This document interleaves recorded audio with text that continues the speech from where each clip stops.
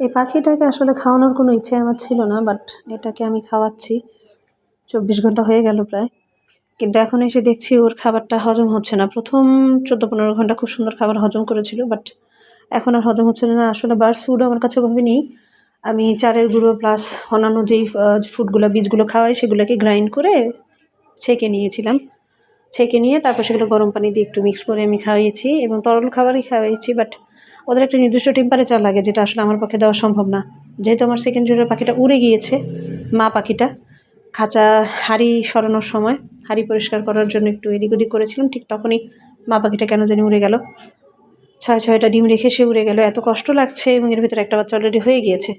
তো আমি চেষ্টা করেছি তাকে খাওয়ানোর। সে ছিল প্রায় ৪৮ ঘন্টার কাছাকাছি বেঁচেও ছিল।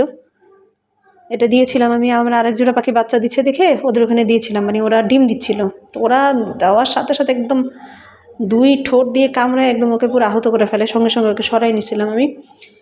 সরাই নিয়ে হাঁড়িতে তুলা দিয়ে রেখেছিলাম। বাট একটা নির্দিষ্ট টেম্পারেচার, লাইটের আলো, অনেক কিছু লাগে, যেটা আমার পক্ষে আসলে আমি এতটা এক্সপার্ট না। আমার পক্ষে সম্ভব না এতভাবে করা। চেষ্টা করেছি, কিন্তু শেষ পর্যন্ত আসলে সেদিন তার পরের দিন আর কি সকালে পাখিটা মারা যায়।